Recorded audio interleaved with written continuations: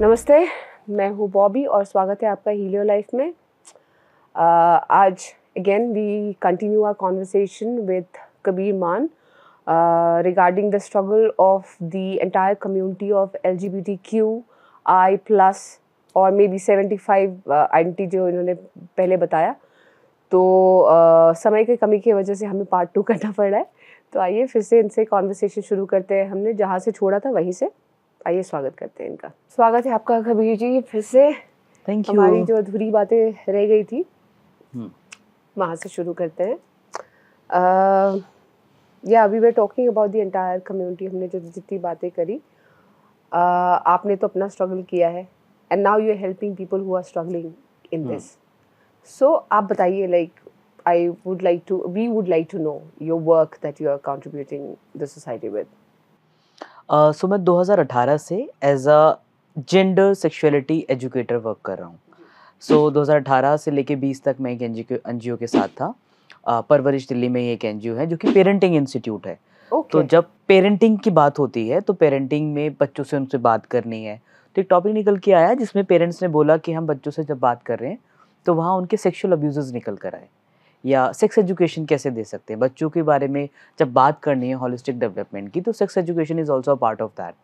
तो वहाँ से वो कैंपेन निकला कि हाँ ये ज़रूरी है और कैसे बात की जा सकती है, या ऐसी क्या टेक्स्ट बुक है, या ऐसा कोई वैक्सीन है, या ऐसा कोई कोर्स है जो हम बच्चों को कराएं। तो समझ के आया, निकल कर आया कि जस्ट टॉक, बात करनी है।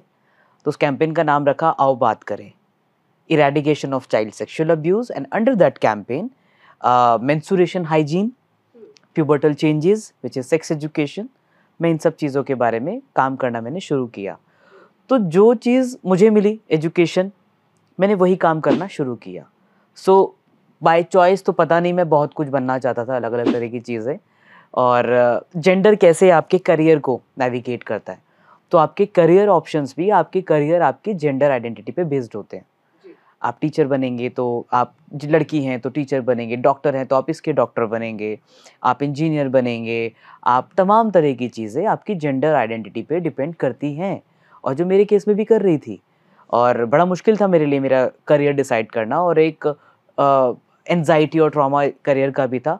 बट एक्सीडेंटली मैं इसमें आया और मैं एजुकेटर बन गया। तो मैं स्कूल्स में जाता था, गवर्नमेंट स्कूल्स में और कुछ एनजीओज़ में, टीचर्स पेरेंट्स को एजुकेट करने। एक तो सेक्सुअल अब्यूज़ पे हम बात करते थे कि कितना इंपॉर्टेंट है इसमें बात करना। सेक्स एजुकेशन क्या है, सेक्स एजुकेशन में प्यूबर्टल चेंजेस क्या हैं, वो प्यूबर्टी के जब चेंजेस आते हैं उसको कैसे डील किया जा सकता है, मेंस्ट्रुएशन हाइजीन क्या है, कैसे हम इसको अवेयरनेस हम इस पे ला सकते हैं। तो जेंडर सेंसिटाइजेशन इसी का पार्ट है। जब हम सेक्स एजुकेशन दे रहा था मैं, तो सेक्स के बारे में बात हो रही थी, तो मैं बहुत ही विजिबली, जैसे जब मैं स्टार्टिंग में मैंने काम करना शुरू किया था तो मैं अपनी डेड बायोलॉजिकल आइडेंटिटी पर था। एक नाम था, डेड आइडेंटिटीज के बारे में वापस बात करेंगे हम। एनीवेज जी। Continue. So as a female मैं रिप्रेजेंट कर रहा था अपने ऑर्गेनाइजेशन को और खुद को भी। तो लेकिन बच्चे जब मुझे देखते थे तो मुझे लगता था बहुत ही मैस्कुलिन पर्सन है, तो कई बार कुछ बच्चे सर भी बोल देते थे। दो मैं सुनना अपने लिए सर चाहता था, तो जब वो बोलते थे सर या मैम, जब मुझे कोई और बाकी मिसजेंडर करता था या मुझे बोलता था तुम सर जैसे लग रहे हो, तो मुझे वो बुरा लगता था, क्योंकि मैं बनना चाहता था पर मैं नहीं हूँ। लेकिन जब बच्चों ने मुझे मिसजेंडर किया ना, आई टेल यू बॉबी, मुझे बिल्कुल बुरा नहीं लगा। मुझे लगा दिस इज द एग्जैक्ट, ये बेस्ट प्लेस है अभी, क्योंकि मैं एक कबीर को उन बच्चों में बैठा देख रहा था। That became my passion. वो काम मेरा पैशन बना ऑटोमेटिकली, क्योंकि जब मैं सेशन कर रहा था ना, वो यहाँ से आ रहा था, वो यहाँ से नहीं आ रहा था, वो किसी टाइम फ्रेम से नहीं आ रहा था, मैं किसी ऑर्गेनाइजेशन को रिप्रेजेंट नहीं कर रहा था, मैं कबीर को ही रिप्रेजेंट कर रहा था कि कबीर क्या सुनना चाहता था, क्या उसकी लाइफ में लैकिंग था जो उसको एजुकेशन नहीं मिली, मैं वो दे रहा था। मैं स्कूल में वो एजुकेशन देता गया। कुछ बच्चे मुझे सर मैम वो करते रहते थे, तो मैं हमेशा एक कबीर को ही समझा रहा था कि आज ये इतना ये और जान जाए, आज इसको ये बात और समझ में आ जाए, आज थोड़ा सा इसको और नॉलेज मिल जाए, आज अपने आप को ये अपग्रेड कर ले। और बच्चे आते थे, तो सेशन के बाद मैं स्कूल में रुकता था कि कोई अगर सेक्सुअल अब्यूज़ का केस है या किसी भी बच्चे को कुछ भी बात करनी है, मैं वहाँ अवेलेबल हूँ, आप मुझ तक आ सकते हैं। बच्चे आए, बच्चों ने बहुत सेक्सुअल अब्यूज़ के केसेस अपने लीड करे हैं, बताए उन्होंने कि कैसे कैसे वो घर में फेस कर रहे हैं, पेरेंट्स को नहीं बता पा रहे हैं। कुछ बच्चों ने बताया, पेरेंट्स को बताया, बट कुछ हुआ नहीं, तो क्या कर सकते हैं। सो मुझे उस काम में बड़ा मज़ा आने लगा। मैं वो काम करता गया, 2020 तक मैंने काम किया और 2020 के बाद कुछ सर्कमस्टेंसेस ऐसे आए तो मैं उस एजुकेशन ऑर्गेनाइजेशन में नहीं था, तो लेकिन मैंने टीचर ट्रेनिंग की हुई है। मैं ट्रेन्ड प्राइमरी टीचर हूँ और कुछ महीनों के लिए स्कूल में पढ़ाया हुआ है राइट आफ्टर माय एजुकेशन। तो स्कूल सिस्टम एक समझ में आ गया था, लेकिन मैं स्कूल में टीचर बनना कभी नहीं चाहता था, क्योंकि मैं एज अ क्रॉस ड्रेसर बन के, क्योंकि स्कूल एक सर्विस है मेरे लिए स्कूलिंग, एक स्कूल टीचर की जॉब एक जॉब नहीं है सिर्फ। मैं उसको पैसा कमाने का एक जरिया सिर्फ नहीं मान सकता, क्योंकि आपके पास बहुत बड़ी रिस्पॉन्सिबिलिटी है, 50-100 बच्चों की ज़िंदगी। मैं ऐसा कुछ भी उन्हें नहीं देना चाहता था जो मेरे पास गलत नॉलेज है। और मैंने अपने स्कूल टाइम में कुछ खुद पर पढ़ाई नहीं करी, क्योंकि मैं तो बिल्कुल उलझा हुआ था अपने जोन में। तो मैं क्या पढ़ा पाऊंगा, मैथमेटिक्स पढ़ाना है, साइंस पढ़ाना है, तब मैं बनना नहीं चाहता था। ये बात है 2011 में मैंने शायद एक गवर्नमेंट स्कूल में पढ़ाया था दिल्ली के, एक ऐसा गेस्ट टीचर। उसके बाद मैं म्यूज़िक थेरेपिस्ट की मैंने जॉब की, और ये सब एक्सीडेंटली कुछ कुछ मिलता गया कि मैं कैसे नेविगेट करूं। फिर मैं जामिया भी गया मीडिया पढ़ने, कि एक मीडिया पर्सन बन के शायद मैं अपनी आइडेंटिटी को नेविगेट कर सकता हूं। मैं वहाँ पर पैंट शर्ट पहनूं या मैं कुर्ता पहनूं तो मुझे इतना जजमेंट नहीं मिलेगी बाकी कंपेरेटिवली अदर कैरियर ऑप्शन में, जहाँ पे बाइनरी को इतना स्ट्रांगली देखा जाता है और बात की जाती है। तो मीडिया पर्सन एक मीडिया पर्सन रहेगा, बट वो किसी वजह से वो पूरा नहीं हो पाया, मैं मीडिया पर्सन नहीं बन पाया। देन मैं थोड़ा सा मैंने एडवेंचर कुछ जर्नीज़ की, एक जागृति यात्रा है वो किया। फिर फाइनली 2018 में मैं एक दिल्ली में एक एनजीओ जो उनके कांटेक्ट में आया और वहाँ ये कैंपेन शुरू किया। 2020-21 तक मैं वहाँ काम करता था। अब मैं इंडिपेंडेंटली फ्रीलांस एजुकेटर हूँ। सो मैं किसी ऑर्गेनाइजेशन को रिप्रेजेंट नहीं करता हूँ, मैं खुद को रिप्रेजेंट करता हूँ। अब मैं वो सेशंस लेने जेंडर सेंसिटाइजेशन के, बेसिकली कि LGBTQI स्पेक्ट्रम क्या है, सेक्स एजुकेशन क्या है, हम जो बाइनरीज की सिर्फ बात करते हैं, बाइनरी के बियॉन्ड, उसके परे भी कुछ ज़िंदगी हैं, वो ज़िंदगियाँ क्या हैं। तो जो बहुत सारी ऐसी ऑर्गेनाइजेशन है जो कि जेंडर के मुद्दों पे काम करती हैं, दिल्ली में है, दिल्ली से बाहर है, मैं उनके फेलोज़ के लिए सेशंस लेने जाता हूँ कि being as a Dalit trans person, being a Dalit queer person, मेरी एक पूरी जर्नी क्या रही है और ये क्या है पूरी जेंडर एजुकेशन, ये कैसे काम करती है, इसके क्या चैलेंजेस रहे, मैं कैसे यहाँ तक आया, एक जर्नी है। तो मैं ये काम करते करते आज तक मैं यही काम कर रहा हूँ। तो मैं कहता हूँ एक्सीडेंटली एजुकेटर हूँ, और अभी तक मैं 15,000 लगभग 18,000 बच्चों के साथ पैन इंडिया ये सेशन कर चुका हूँ। Oh wow. और 5,000 से ज़्यादा पेरेंट्स एंड टीचर्स के साथ। ओके, तो ब्यूटीफुल। ये तो ये बहुत, लगता है। या फॉर योर एज बहुत early, it has a long way. And now I want to know about this entire thing about your movie जो आपने बनाई है कोई लैंग्वेज पे, इसके बारे में थोड़ा सा बताइए हमें। तो डिज्नी हॉटस्टार, जैसे मैंने आपको हमेशा पहले ही बोला कि हमारे पास भाषा नहीं है, कम्युनिकेशन, आप कुछ भी महसूस कर रहे हो या कुछ क्या, आप कम्युनिकेट करते हो। दो 93% और 7% जो कम्युनिकेशन है मे बी हमारी भाषा में नहीं है, हमारी बॉडी लैंग्वेज के थ्रू होता है, लेकिन कुछ चीज़ों के लिए हमें भाषा, कुछ शब्द चाहिए थे, तो वो लैंग्वेज नहीं है। तो डिज्नी हॉटस्टार ने एक बड़ा ही अच्छा कैंपेन लॉन्च किया विच इज़ क्वेयर लैंग्वेजेस। तो क्वेयर का मतलब क्या है, तो हम LGBTQI के जितने भी जो लोग हैं, इनको हम अगर एक वर्ड में हम डिफाइन करते हैं, जैसे अगर ये कमरा डिफरेंट आइडेंटिटीज से है, जिसके अंदर ट्रांस मैन है, ट्रांस वुमेन है, डिफरेंट सेक्सुअल ओरिएंटेशन के लोग हैं, गे, लेस्बियन, एसेक्सुअल, पैनसेक्सुअल और सभी तरह के लोग, तो इन पूरे ग्रुप को हम क्वेयर बोल देंगे। क्वेयर का मतलब होता है QUEER, क्वेयर का जो डिक्शनरी मतलब है वो है अजीब, डिफरेंट। तो जो ऐसा व्यक्ति जो सोसाइटिकल नॉर्म से, उस पैटर्न से अलग है, तो वो अलग है। तो LGBTQI तो पहले पूरी डिफरेंट हो गई, तो वो क्वेयर हो गए। और ऐसे में अगर एक महिला जो 35 या 40 की उम्र में शादीशुदा नहीं है, जिसने सिंगल अपनी ज़िंदगी को आज़ादी चुनी है, वो क्वेयर महिला है, क्योंकि वो अलग है समाज से। एक डाइवोर्सी महिला को भी हम लोग अभी भी उस सेम लेंस से नहीं देख पाते जो हम शादीशुदा महिला को देखते हैं। बिल्कुल। तो वो एक क्वेयर है। तो ऐसा एक आदमी, ऐसा पुरुष जो बहुत ज़्यादा मर्दाना नहीं है, जो अपनी फेमिनिन साइड को भी उतना ही नर्चर करता है और उसको उतना ही वैलिडेट करता है और एक्सप्रेस करता है। उसे कुछ समय लंबे बाल रखना पसंद है, या उसे बाली पहनना पसंद है, या उसे काजल लगाना पसंद है, तो वो समुदाय से अलग है, वो क्वेर है। तो क्वेर का मतलब ये है। तो क्वेर लैंग्वेजेस का एक कैंपेन लॉन्च किया गया कि मुझे बीइंग अ पर्सन, कबीर को कब पता लगा कि वो क्वेर है, या वो ट्रांस पर्सन है, या वो थोड़ा डिफरेंट है। क्या उसकी भाषा जो थी, उसकी भाषा में उसके लिए वो शब्द मौजूद थे? तो वो भाषा क्या है मेरी, मेरी क्वेर लैंग्वेज क्या है? तो मैं गया अपने बचपन में, मैंने देखा कि मुझे कब पता लगा कि मैं डिफरेंट हूँ, मुझे कैसे पता लगा? तो हमने डिज्नी हॉटस्टार ने 11 मूवीज़ बनाई हैं, सबकी इंडिविजुअल खुद की स्टोरीज़ हैं, जिन्होंने खुद लिखी है, खुद नरेट की है, और वो डिफरेंट डिफरेंट लैंग्वेजेस में हैं। तो माइन इज़ इन हिंदी, बाकी कन्नड़, तेलुगु, मराठी। तो हमने रीजनल लैंग्वेज, उनकी मदर टंग, अपनी मदर टंग में, आपकी जो मातृभाषा थी, आपको वो शब्द मिले। तो मेरी हिंदी लैंग्वेज में क्या मेरे लिए शब्द थे? अगर वो शब्द नहीं थे तो क्या कुछ इंसिडेंट्स थे जिसने मुझे ये बता दिया कि हाँ मैं डिफरेंट हूँ या मैं आदमी हूँ? तो वो क्या था? तो वो 2.5 मिनट की पिक्चर है, और मैं कहूँगा बेहद खूबसूरत पिक्चर है। कोई बात को अगर हम इन शॉर्ट समझना चाहते हैं ऑन पॉइंट, तो वो पिक्चर उनके लिए बड़ी हेल्पफुल हो सकती है। वो बहुत ही एक तरह से एजुकेशनल मटेरियल है, और किसी की रीजनल लैंग्वेज अगर तेलुगु, मराठी और भाषाएं हैं, तो उसमें देख सकते हैं बहुत सारी भाषाएं हैं, जिसके अंदर 2 ट्रांस मेन हैं और उसमें ट्रांस वुमेन भी हैं, उसमें एक गे व्यक्ति भी हैं, उनमें एक लेस्बियन महिला भी हैं। तो ये सभी तरह के लोगों की एक वो भाषा है कि वर्ल्ड ऑफ प्राइड, प्राइड क्या है, क्वेयर लैंग्वेज क्या है। ये कैंपेन की वो पिक्चर देख सकते हैं, और वो इंटरनेट पे अवेलेबल है डिज्नी हॉटस्टार के वेबसाइट पर। डेफिनेटली, वो तो हम डालेंगे डिस्क्रिप्शन में, जिसको लोग देखेंगे, हम भी देखेंगे बहुत शौक से। And dead identity, what is dead identity? So again ये हम इस एजुकेशन में यूज करते हैं कि डेड का मतलब क्या है? मरा हुआ, जो एग्जिस्ट नहीं करता है। आइडेंटिटी, पहचान।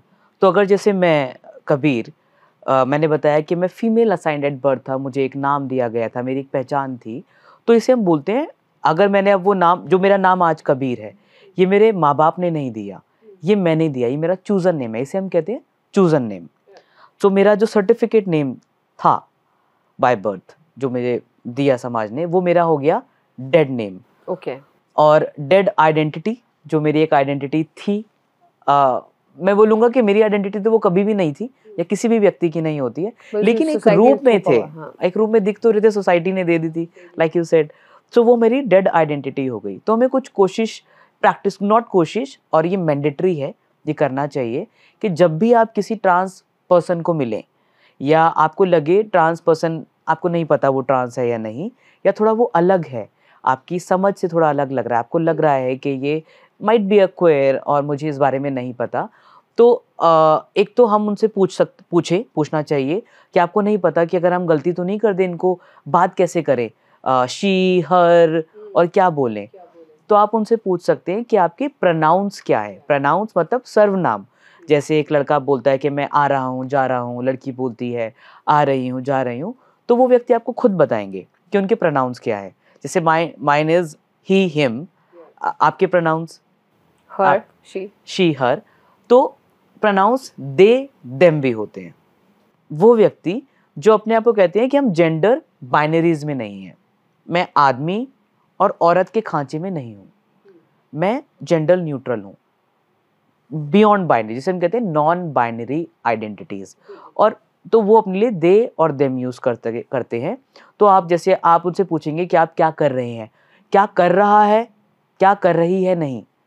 हो सकता है आपको विजिबली लग रहा है, आपका मन कर रहा है इसको बोलने का कि तू कहाँ जा रहा है, पर वो कह रहे नहीं, कहाँ जा रहे हैं मेरे प्रोनाउंस से। तो आपको प्रोनाउंस पूछें उनसे, आप उनका चूजन नेम पूछें, आप उनके डेड नेम नहीं पूछें। ये अगर आपको लगता है कि इतनी इज्जत कोई डिजर्व करता है, क्योंकि वो उसके लिए डेड है, वो उसकी आइडेंटिटी उसके लिए मर चुकी है। आपकी क्यूरियोसिटी, आपका क्या नाम था, क्या नाम था, ये बड़ा क्या नाम था, क्या करेंगे किया, जान के? क्या अच्छा जान करेंगे, लिया, क्या हाँ, करोगे? एग्जैक्टली। क्या मिलेगा? अच्छा फिर आपको लगा नहीं मैं, तो आपको खुद से पूछना है कि आप ये सवाल क्यों कर रहे हैं। तीसरा, आपको उनके मेडिकल ट्रांजिशन के बारे में, अच्छा आपने सर्जरीज करा ली, क्या सर्जरी है, कैसे हुई, कब हुई, व्हाट्स इन योर पैंट्स, आपके जेनिटल्स क्या हैं। आप ये क्वेश्चन किसी भी क्वेयर पर्सन से पूछने से पहले खुद से पूछिए कि आपको क्यों पूछने हैं। आपकी क्यूरियोसिटी है या अपने आप को आप एजुकेट करना चाहते हैं। सो एजुकेट करना चाहते हैं, आप सही रिसोर्स पर्सन ढूंढिए। गूगल है, किताबें हैं, आप जाइए, बहुत सारे तमाम ऑर्गेनाइजेशंस हैं जो आपको सेक्सुअलिटी, सेक्स एजुकेशन देते हैं। आप सेक्स एजुकेशन लीजिए बजाय के उस व्यक्ति से पूछने के। हो सकता है उस व्यक्ति के लिए वो ट्रॉमा हो, वो आप उसको ट्रिगर कर सकते हैं। तो आप, हम मजाक में बहुत कुछ कहते हैं, पर किसी की आइडेंटिटी, किसी का स्ट्रगल मजाक नहीं है। आपकी क्यूरियोसिटी को आपको शांत करने के लिए खुद ही आपको ढूंढना पड़ेगा। कोई अगर व्यक्ति कंफर्टेबल है, लेकिन आप ये उनसे पूछिए क्या आप बता सकते हैं, और आपका ये सवाल बहुत ही ऑनेस्ट होना चाहिए, ना कि कहीं ये किसी और जगह से ट्रैवल नहीं करना चाहिए। ये कुछ प्रैक्टिसेस हैं जो आपको करनी चाहिए। तो इसे हम कहते हैं डेड आइडेंटिटी, डेड नेमिंग, जो नाम हो गया, और उनके प्रोनाउंस प्रैक्टिस कीजिए। आप उनके मेडिकल ट्रांजिशन के बारे में डायरेक्टली ना पूछिए। तो एजुकेट करने के अपने बहुत तरीके हैं, आप वो कर सकते हैं। बिल्कुल। अनदर थिंग दैट मेरे दिमाग में सवाल चल रहा है तब से, कि किसके लिए ज़्यादा मुश्किल है। आई मीन मुश्किल तो दोनों के लिए है, for a trans women and trans man, but somewhere I feel that for a trans man to come out थोड़ा ज़्यादा मुश्किल है। फॉर अ ट्रांस वुमेन तो ये मुझे तो पता नहीं है, लेकिन मैं जानना चाहूँगी because you are there and you have gone through that. So please tell us like yes, आप यू करेक्टली सेड कि हाँ, मुश्किल तो दोनों के लिए है। मुश्किलात, क्योंकि हर किसी का इकोसिस्टम और जिस जगह वो रहता है वो डिफरेंट हो सकता है। मे बी किसी आदमी के लिए वो परिवेश ज़्यादा कंफर्टेबल और सेफ हो सकता है रेदर देन किसी औरत के लिए, या किसी औरत का सेफ हो सकता है। लेकिन as a societical perspective, in general perspective में अगर बताऊं, तो ट्रांस मैन के लिए वो बहुत मुश्किल है। क्योंकि ये कहाँ से आता है? ये पैट्रियार्की से आता है। हमें ये समझना पड़ेगा कि एक आदमी जब अपनी बात कहता है ना, तो आदमी के लिए ना हमने सोसाइटी में प्लेटफॉर्म दिए हैं कि आदमी कुछ भी कह सकता है, वो कर सकता है। आदमी के पास इतना राइट है कहने का। तो अगर वो ये बता रहा है कि देखो थोड़ा सा मैं फेमिनाइन हूँ और मैं लंबे बाल भी रख लूँगा, मैं बाली भी पहन लूँगा, और मैं काजल भी लगा लूँगा, तो उसकी ना सेफ्टी पे कोई बात नहीं आएगी, उसका मजाक बनेगा। या उसके पीयर ग्रुप ने कुछ कह दिया, लेकिन वो बदले में उसे जवाब दे के वो अपना स्पेस जो है वापस ले सकता है। ये एक आदमी को ये राइट है और ये हमें मानना पड़ेगा। लेकिन अगर अब एक औरत जो कि फीमेल असाइंड एट बर्थ है, वो कह रही है कि मैं औरत नहीं हूँ, मैं लड़की नहीं हूँ, मैं आदमी हूँ, तो समाज कहेगा अब तुम्हें हमसे बराबरी करनी है, तो आप तो वहीं आपको नकार दिया जाएगा। और आपको शांत करने के लिए ना आपके आदमी जो घर में मौजूद हैं, भाई या पिता, चाचा, वो पहले नहीं आएंगे, आपकी घर की औरत पहले आपको रोकेगी।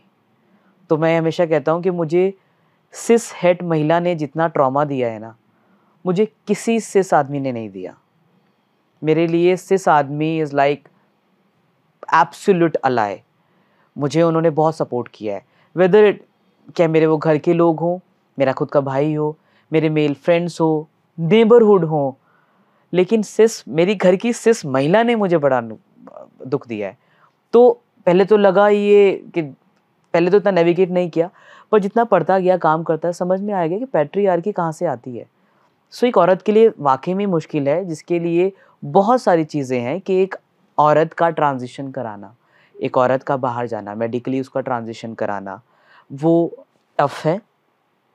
क्योंकि बहुत ही विजिबल बॉडी पार्ट्स हैं कुछ, जैसे अगर एक औरत, वो किस उम्र के अंदर कम आउट कर रहे हैं, किस उम्र में मेडिकल ट्रांजिशन कर रहे हैं, कर भी रहे हैं या नहीं कर रहे हैं, नहीं करते हैं तो यू आर स्टिल, जो लोगों का कहना है कि आप औरत ही हो because you have a certain body parts, you are still a woman, you can't be a man.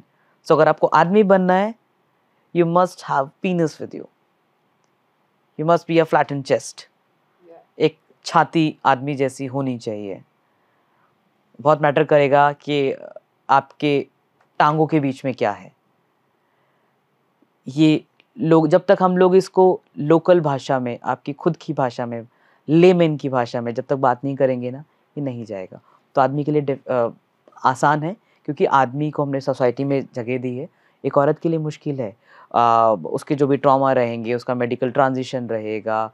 Menstruation was a, जैसे अब एक वर्ड आया है कि अब हम औरतों के लिए नहीं बात करते हैं मेंस्ट्रुएशन की. Correct word is menstruator. Yes, कुछ आदमी हैं जो मेंस्ट्रुएशन उनकी लाइफ का एक पार्ट है. वो कैसे है? क्योंकि अगर एक ट्रांस मैन है, वो female genital, female internal body parts के साथ है, जिसके लिए अगर वो मेडिकल ट्रांजिशन नहीं चाहता है, वो अपनी बॉडी के साथ छेड़खानी नहीं चाहता है, वो रीज़न कुछ भी हो सकता है. उसकी चॉइस हो सकती है, उसका फियर हो सकता है, फाइनेंशियल कंडीशन हो सकती है, और चाहे कुछ भी ना हो, वो कहता है मुझे नहीं कराना, I want to accept this body as it is, और मैं समाज से भी चाहता हूँ वो मुझे ऐसे ही एक्सेप्ट करे, विच इज़ करेक्ट. मैं, मेरी आइडेंटिटी और एक फीमेल बॉडीड पर्सन जो कि ट्रांसमैन खुद को कह रहा है, हम दोनों की वैलिडिटी एक जैसी है. ना वो मुझसे कम है, ना मैं उससे ज़्यादा हूँ. ये मेरी चॉइस है, वो उसकी चॉइस है. That's the only difference. So वो प्रोसेस जब जाता है तो औरत को तो हर एक दरवाजे पे फेस करना ही है ना, तो उसको तो बार बार महसूस कराया जाएगा you are not man enough. Though वो मेडिकल ट्रांजिशन करा भी ले, पर वो सफ़र एक ट्रांस मैन के लिए बहुत मुश्किल है. ट्रांसजेंडर आइडेंटिटीज़ के अंदर trans man still marginalize identity है, क्योंकि ट्रांस वुमेन को, एक ट्रांसजेंडर महिला को हम लोग सदियों से देखते आ रहे हैं. एग्जैक्टली, इसीलिए मैंने ये सवाल किया ना कि उनके लिए आसान, मुझे ऐसा फील होता है कि उनके लिए आसान है और ट्रांस मैन के लिए बाहर आना बहुत मुश्किल है. क्योंकि हिजरा समुदाय को जो ज़्यादातर ज्वाइन करते हैं वो ट्रांसजेंडर महिलाएं होती हैं. जी जी. तो वो उनको हम हिस्ट्रीज में देख रहे हैं, हम किताबों में, महाभारत में देख रहे हैं, हम उन्हें फिल्मों में देख रहे हैं, हम उन्हें अपनी गलियों में देखते आ रहे हैं जब तक वो टोली बधाई के लिए आते हैं, और सदियों से देखते आ रहे हैं. पर आप देखिए, आपने ट्रांसजेंडर मैन को कहाँ देखा है? हो सकता है कोई ट्रांस मैन एक व्यक्ति था, पर हमने उसको ये नाम दे दिया, जैसे हम बहुत एक नाम था टॉम बॉयश, बहुत ही टॉम बॉयश लड़की है, तो हमने वो नाम दे दिया. शायद उसने अपने लिए ना सेफ गार्ड उसी में चुन लिया, वो उससे आगे नहीं बढ़ पाई, या उससे आगे की उनको नहीं समझ मिल पाई. तो टॉम बॉय आइडेंटिटी भी एग्जिस्ट करती है, जिसे हम बुच आइडेंटिटी कहते हैं. सो ये कुछ शब्द हैं जो अगेन हमारे किताबों से मिसिंग है. तो जब तक ये किताबों में नहीं आएंगे, ये रेगुलर कन्वर्सेशन में नहीं आएंगे, बहुत मुश्किल हो जाएगा किसी के लिए कम आउट करना. और ज़रूरी नहीं है कोई महिला, सिस महिला या फीमेल बॉडीड पर्सन थोड़ी सी मैस्कुलिन है तो उसको हम ढूंढ लें कि अच्छा ये तो ट्रांसमैन ही होगी. नहीं, वो एक डिफरेंट ऑल टुगेदर आइडेंटिटी है, वो एक अलग एक्सप्रेशन है. तो ट्रांसमैन के लिए yes, It's more tougher. Yes, hell tougher. Hell tough, that's what. So yeah, before closing this, आज की बातचीत जो हम कर रहे हैं, वैसे तो ये एंडलेस है, समंदर की तरह, जैसे आपने बताया कि ये एंडलेस है, लेकिन हमारे पास टाइम लिमिटेड है. तो नाउ जो आफ्टर इतनी जंगों से जो गुजरे हो आप, अभी कबीर कहाँ है? पता है, ये कुछ सवाल ऐसे हैं जो कबीर ने कभी खुद से भी नहीं पूछे. शायद कबीर एक सिस पर्सन हुआ रहता तो शायद पूछ लेता, या एक सपोर्ट सिस्टम रहा होता तो पूछ लेता. लेकिन जब जब इस तरह के सवाल आते हैं तो लगता है कि हाँ पूछने, तब उस दौरान मैं पूछ लेता हूँ थोड़ा सा अपने रेगुलर लाइफ से. तो कबीर आज कहाँ है? तो आज 30 साल का कबीर जो है, जो इतने सारे लोगों की मदद कर रहे हैं, हजार लोगों की मदद कर रहे हो आप. काउंट बहुत बड़ा है with your age. That's why I asked you where you. पता है, वो अभी कभी मुझे अमेज नहीं करती है सब चीज़ें. वो अमेज इसलिए नहीं करती है क्योंकि शायद ये तो चाहा नहीं था ना करना. तो इसलिए जब कुछ ऐसा होता है लगता नहीं कि वाह ये कर दिया, क्योंकि स्टिल अभी भी जर्नी बहुत लंबी है जी बिल्कुल। और वो पता नहीं कहाँ तक जाएगी। पर आज कबीर ना सांस ले पा रहा है। मैं आज सांस लेना जब बड़ा मैं महसूस कर पाता हूँ इस चीज़ को। एक स्पेस लेना क्या होता है, मैं आज स्पेस लेता हूँ अपना। जब मेट्रो में मैं जा रहा हूँ तो मैं अपने जेंडर यूफोरिया कहते हैं इसे, जब आप अपनी जेंडर आइडेंटिटी जिसको आप हमेशा से एक्सप्रेस करना चाहते थे या जिसको एक्सपीरियंस करना चाहते हैं, जब आप उसको एक्सपीरियंस करते हो तो आज एक आदमी होना क्या होता है, मैं इसको महसूस तो करता हूँ एक हद तक, और ये बहुत बहुत खूबसूरत है। शायद इससे खूबसूरत चीज़ नहीं है कोई। मैं अपनी जेंडर आइडेंटिटी को बड़ा अच्छे से महसूस कर पाता हूँ। जब मैं अपना नाम अपने आईडी कार्ड पर देखता हूँ तो महसूस कर पाता हूँ। जब कोई मुझे कहता है कि सर, वो सुनना बहुत अच्छा है। जेंडर यूफोरिया को मैं महसूस कर पाता हूँ, और जो भी आज तक मैं काम करा है मैंने, या मैं जो मैं कर रहा हूँ, और शायद मैं ये करते रहना चाहता हूँ। मुझे एक पैशन मिला है अपना कि मैं जब जो चीज़ मुझे नहीं मिली, मुझ तक कोई नहीं पहुँच पाया था, लेकिन एक अंदर से एक आवाज़ ज़रूर आती है कि मैं हर एक उस कबीर तक पहुँचूँगा जो छोटा सा कहीं क्लासरूम में, किसी गाँव में, किसी घर में अभी वहीं बैठा हुआ है एक सोच लेके कि मैं कौन हूँ, मैं क्या हूँ, मैं कहाँ जाऊँगा। तो मुझे लगता है मैं यही करना चाहता हूँ, शायद मैं यही करूँगा। चाहे मैं फाइनेंशियली भी उसमें कोई मेडिकल ट्रांज़िशन में कहीं सपोर्ट कर पाऊँ, या मैं सिर्फ़ एजुकेशन में सपोर्ट कर पाऊँ। मैं उन्हें बता पाऊँ कि तुम गलत नहीं हो। उनको सांस लेने में मदद कर पाओ। मैं उनको सांस लेने में मदद कर पाऊँ। Wow, this is a very noble thing that you're doing. I'm completely speechless right now after what I heard, what you want to achieve and what your future goals are. Kabir, I am really, really thankful for the knowledge and जो इतना enlighten कर दिया आपने all of the sudden मुझे, और I'm sure हमारी audience को भी. I am completely speechless because of the it's a very overwhelming feeling that I'm having by thinking of कितनी unaware दुनिया है, और बहुत सारी चीज़ें जो हमने बात करी बहुत सारे लोगों को नहीं पता है, majority I would count that as a majority. So thank you very much for this valuable time that you gave us. Thank you very, very much for coming and sharing so much with us. बहुत बहुत शुक्रिया बॉबी, आपका भी। And I call you a very brave person, Kabir. And because coming and talking about things like this, I know it's not a piece of cake. So thank you very much for your courage also. Thank you. Thank you so much. Thank you so much. तो जी हाँ, ये थे हमारे साथ कबीर मान। जिन topic पे और जिसके बारे में हमने बात की है, not people are ready to talk about it. अगर इसके बारे में बात करते हैं तो इन चीज़ों के बारे में बात करते हैं तो अपना वॉल्यूम थोड़ा कम कर लेते हैं, कोना पकड़ लेते हैं इसके बारे में डिस्कस करने के लिए। जज तो नॉर्मल लोग ही हम ही हो रहे हैं जज। Judgment is a thing that is a constant thing happening with all of us, ठीक है। But a child struggle who is born in a wrong body जो मैं कह रही हूँ, जो बातचीत हमने करी कि आप मन से एक अलग इंसान हो और आप एक अलग शरीर में हो, किस तरह का सफोकेशन हो सकता है एक बच्चे को और कैसे उसकी लाइफ हो सकती है। So yeah we will be sharing the movie that we mention in our description box, और थोड़े डिटेल इनके बारे में अगर आप डायरेक्टली इनसे कनेक्ट करना चाहते हैं, इनसे और बातें जानना चाहते हैं, please go through that, and as I always say, make the most out of it. Thank you very much.